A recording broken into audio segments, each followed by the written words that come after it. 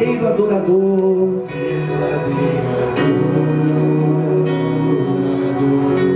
A minha oferta eu ofereço a ti, Deus meu. Ofereço a ti, Deus meu, Para reconhecer que nada tem. tudo é teu. Quero te adorar ainda que a figueira não floresça. Quero te adorar, ainda que a figueira não floresça. Quero me alegrar Mesmo se o dinheiro me faltar. a vitória vem, mesmo que pareça que é o fim. pois tu és fiel. Tu és fiel, Senhor, fiel a mim. Tu és fiel, Senhor. Tu és fiel, Senhor, eu sei que tu és fiel. Cante, igreja, tu és fiel. Tu és fiel, Senhor, eu sei que tu és fiel. E ainda que eu não mereça, permaneces assim, fiel, Senhor, meu Deus, tu és fiel, Senhor, fiel a mim. é verdade, meu Deus. Ainda que nós não sejamos fiéis, o Senhor permanece fiel, Senhor. Meu Deus, ainda que a humanidade toda não seja fiel, o Senhor permanece fiel. Por isso, meu Deus, estamos aqui na tua casa, porque também queremos nos tornar fiéis a ti, Senhor, fiéis ao Senhor. Então, meu Deus, orienta-nos nessa manhã. O que o Senhor quer de nós? O que o Senhor quer de cada um de nós, Senhor? Porque estamos aqui prontos para te ouvir, para ouvir a tua voz, para ouvir o teu chamado, meu Deus, para fazer a tua santa e gloriosa vontade. Meu Deus, não deixa que nada atrapalhe essas pessoas de ouvirem nessa manhã a tua palavra. Meu Deus, eu sei que o mal arma inúmeras situações para que a pessoa não ouça a tua palavra, mas não deixa que nada, pensamentos, nenhuma, meu Deus, nada atrapalhe, nenhum obstáculo atrapalhe essas pessoas de ouvirem a tua palavra nessa manhã. Fala com cada um deles, em nome do Senhor Jesus. Diga graças a Deus. Amém? Lucas capítulo 6, a partir do versículo 46, ele diz assim: os dois fundamentos. Amém? Você vê que aqui nós vamos aprender hoje, pessoal, que existem dois fundamentos, duas maneiras de você fundamentar o que, pastor? A sua vida. E o problema, pessoal, é que as pessoas têm opinado, as pessoas têm escolhido mais a forma errada de edificar a sua vida. Por isso que nós temos visto tantas pessoas que elas não conseguem permanecer na presença de Deus. Então, vamos lá, você vai entender melhor aonde o pastor quer chegar. Então diz assim a palavra de Deus: os dois fundamentos. Aí ele diz: por que me chamais Senhor, Senhor?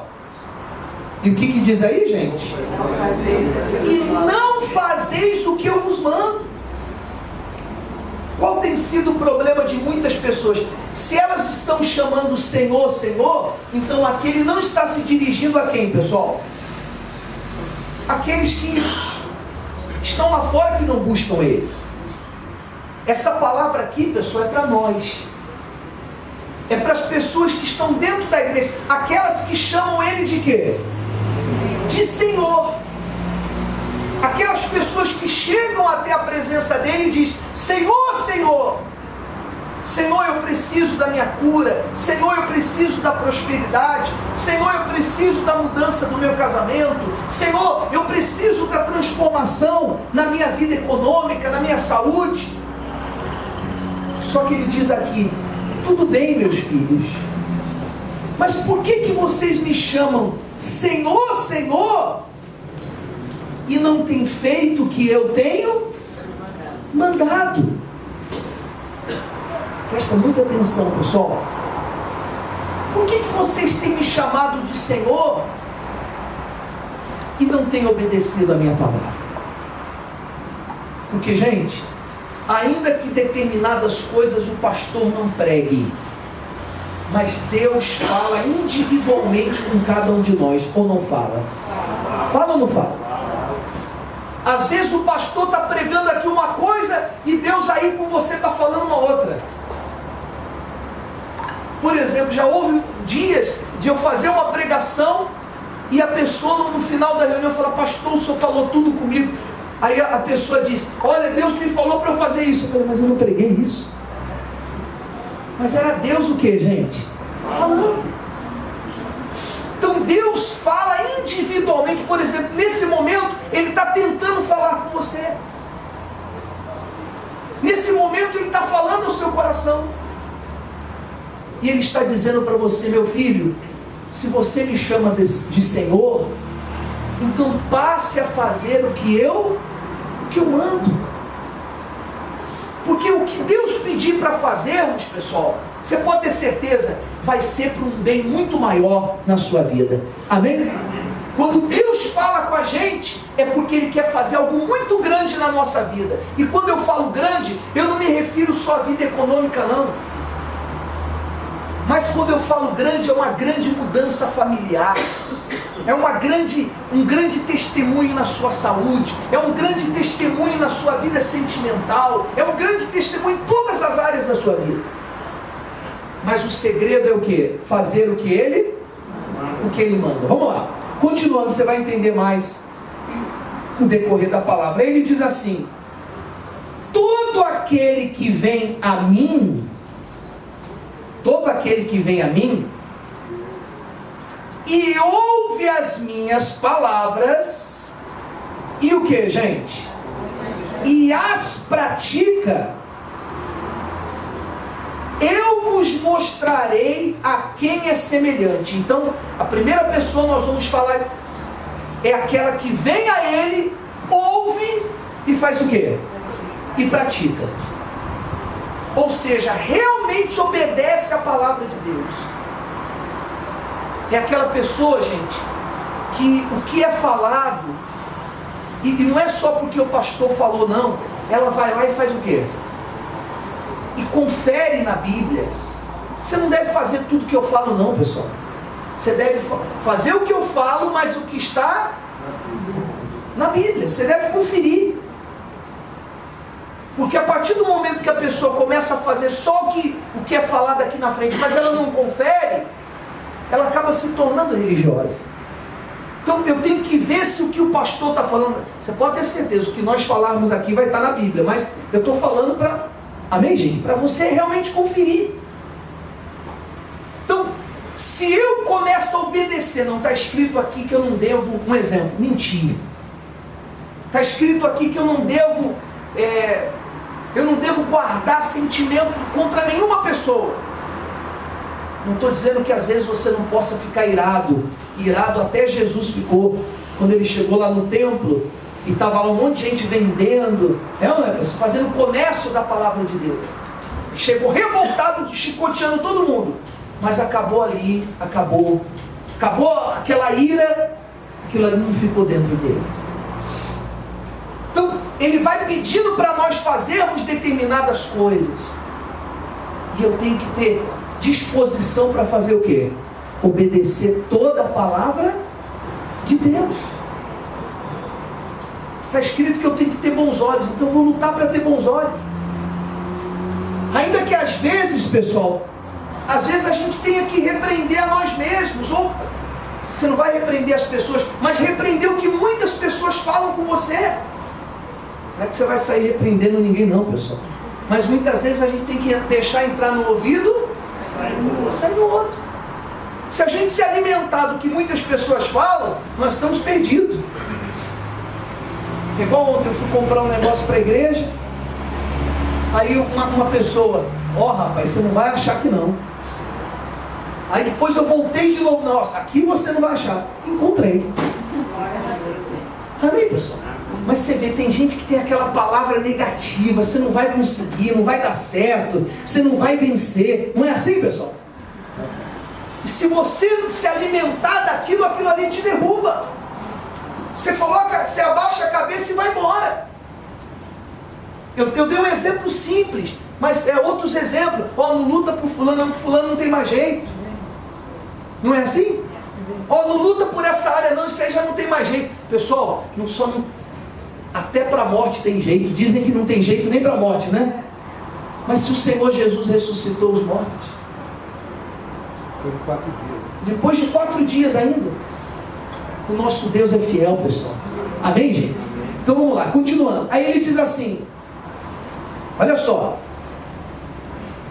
todo aquele que vem a mim e ouve as minhas palavras e as pratica, eu vos mostrarei a quem é semelhante. É semelhante a um homem que, edificando uma casa, amém, gente? Construindo uma casa, fez o quê? Cavou, abriu profunda vala, lançou o alicerce sobre a rocha, vindo a enchente, arrojou o rio contra aquela casa, e não a pôde abalar, por ela ter sido o quê?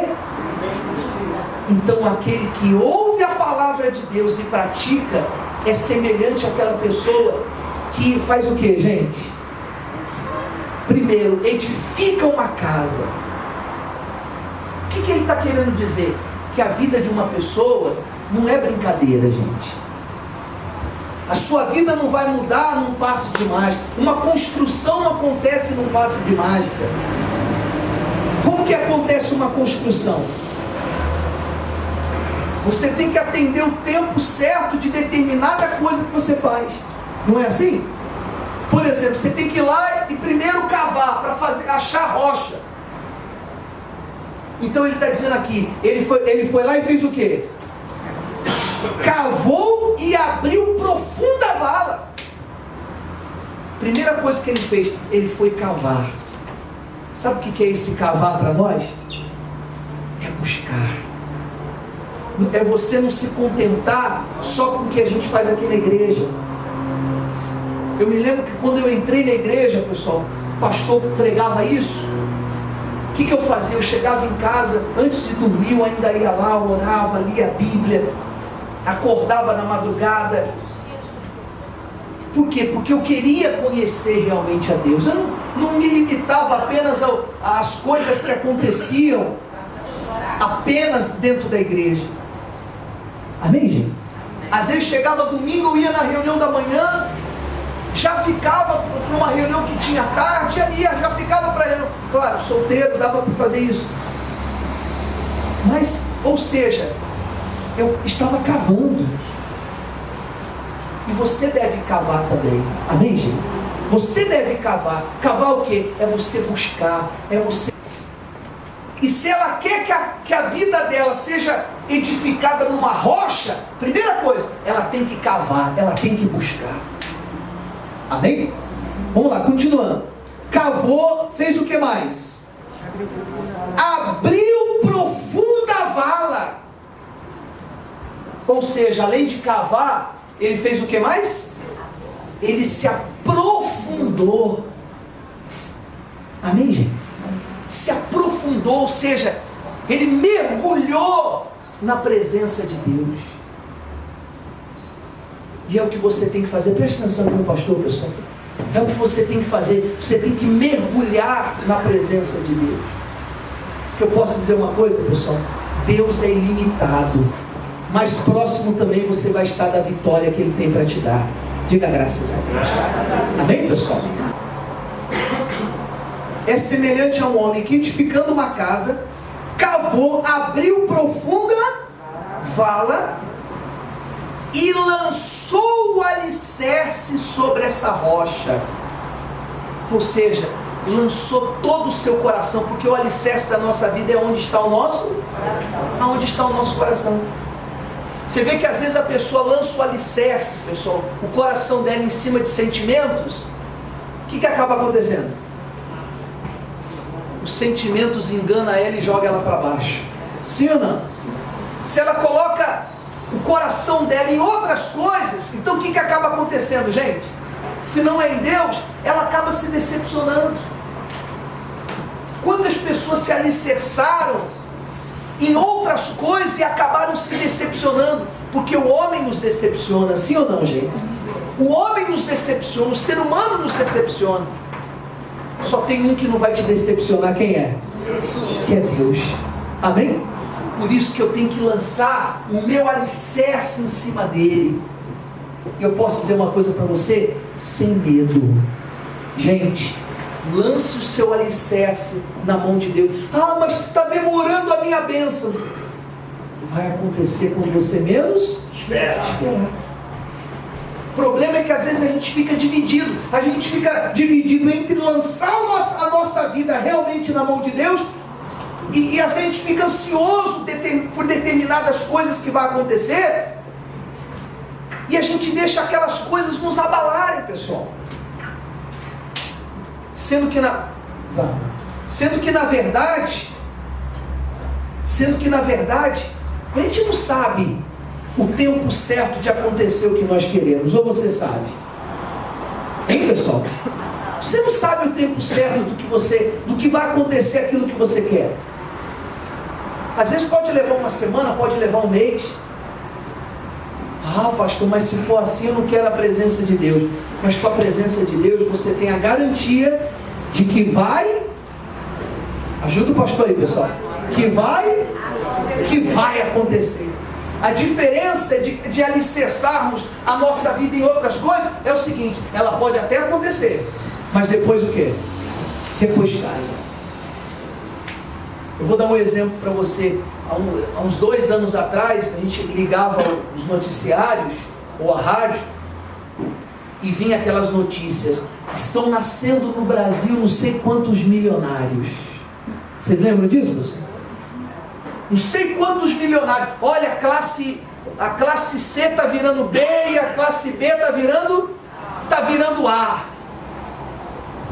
Agora, quem se baseou nisso e deixou de buscar Deus, só pensou em curtir, só pensou em gastar, só pensou em... E agora? Se liga o rádio, é ao contrário. Não sei quantas pessoas estão deixando de ser, estão saindo da A para B, da B para C. Ou seja, alicerçaram sua vida. Você não pode alicerçar sua vida nem no dinheiro, pessoal, porque o dinheiro acaba. Sim ou não? Sim. Se eu tiver com a minha vida alicerçada em Deus, você pode ter certeza, até o dinheiro não vai acabar, porque Deus vai abrir portas para você. Deus vai abrir caminhos para você, pessoal. Ele vai dar livramentos para você, Ele vai abrir portas para você. Eu tenho conversado com pessoas, elas têm falado: ó, pastor, não é por nada não está fácil mesmo não. Mas graças a Deus, Deus não tem deixado nos faltar nada. Pastor, Deus tem suprido todas as nossas necessidades. Ainda que seja no último momento, Deus vai lá e dá o livramento. Porque quando eu estou com a minha vida alicerçada na mão de Deus, pessoal, acontece na minha vida o que Davi disse: fui moço e agora já sou velho, mas eu nunca, diga comigo, eu nunca vi o justo ser desamparado. Então, se você estiver vivendo uma vida com Deus, você não vai ser desamparado. Se você estiver com a sua vida alicerçada na rocha: pastor, mas não está acontecendo o que eu quero. Fica tranquilo, aguenta firme. Aguenta firme, pessoal, que vai acontecer. Deus é Como nós cantamos essa canção, Ele é fiel a mim. Ele não é só fiel, Ele é fiel a mim. Ele é fiel a você. Se você estiver com a sua vida fiel no altar, você pode ter certeza, Ele não vai te desamparar, Ele vai te honrar porque Ele é fiel. Mas você não pode deixar, pessoal, que nada venha titubear a sua fé. Você não pode deixar que nada venha abalar a sua fé. Pelo contrário, você tem que estar firme dizendo, Senhor, o que eu quero vai acontecer. É como essa canção diz, ainda que a figueira não floresceu, mas mesmo assim eu vou crer que o Senhor é fiel. Amém, gente? Amém. Se isso acontecer, olha só, olha o que vai acontecer. Arrojou-se o rio contra quem, pessoal? Contra aquela casa, e não a pôde abalar, por ela ter sido bem construída. Ou seja, a enchente até vai vir, vem sobre o mundo, mas sobre ela não vai atingi-la. O que a gente está vendo no país, e não é só no Brasil, no mundo inteiro, pessoal, o que a gente está vendo é uma enchente que está passando. Mas Deus está dizendo para você, se você tiver com a sua vida bem construída, a enchente vai passar, vai arrancar tudo, mas você não vai se abalar. Você não vai se abalar. Amém, gente? A enchente até vai vir, a enchente vai passar, a gente vai sentir a enchente passando, como a gente está sentindo a enchente passar. Só que Deus está dizendo, se você tiver com a sua vida bem alicerçada, bem construída, bem fundamentada, meu filho, você vai permanecer inabalável. Posso dizer uma coisa?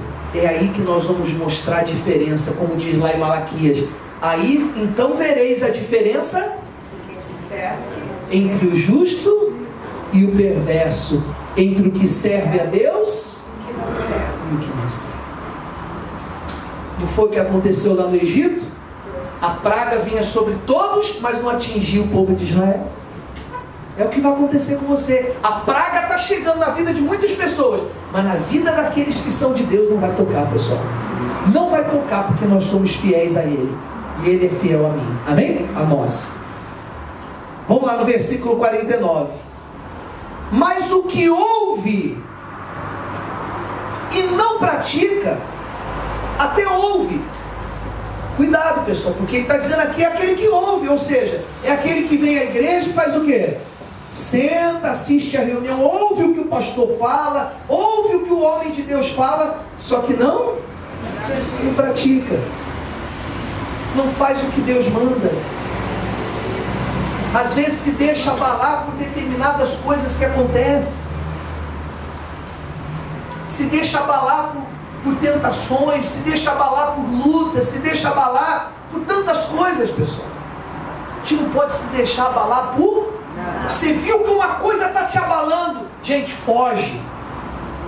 Se você está vendo que alguma coisa está te abalando, corre disso. É o que você tem que fazer. O diabo, quando foi tentar Jesus lá, mostrou pães para ele, Jesus correu daquilo dizendo, não só de pão viverá o homem. Porque ele estava em jejum, ele estava em propósito. Não, nem só de pão viverá o homem. Daqui a pouco o diabo foi lá e mostrou o pináculo do templo, mostrou riquezas para ele, falou, tudo isso eu vou te dar. Ele falou, não quero não. Amém, gente? Só a Deus adorarás, e só a Ele prestarás culto. Amém, gente? Não vou adorar isso não, porque isso aqui acaba. E se você não sabia, pessoal, onde o diabo levou ele e mostrou para ele, hoje lá é deserto, hoje não existe nada. Em outras palavras, imagine se Jesus trocasse a bênção por aquilo. Teria perdido tudo. Vamos lá, continuando para terminar. Mas o que ouve e não pratica é semelhante a um homem que edificou uma casa sobre a terra, sem alicerces. Arrojou-se o rio contra aquela casa. E o que aconteceu, gente? Logo desabou, E aconteceu que foi grande a ruína daquela casa. É o que nós estamos vendo. As pessoas que fundamentam seu casamento, fundamentam sua família, fundamentam sua vida em si, em cima de outras coisas a não ser a rocha que é Jesus. A gente vê quantas famílias o casamento tem desabado, e às vezes depois de 15 anos, 20 anos, sim ou não? A saúde tem desabado, a pessoa fica doente da noite para o dia. A família é desestruturada, pessoal. E nós temos que estar buscando a força de Deus. Você não vê, pessoal?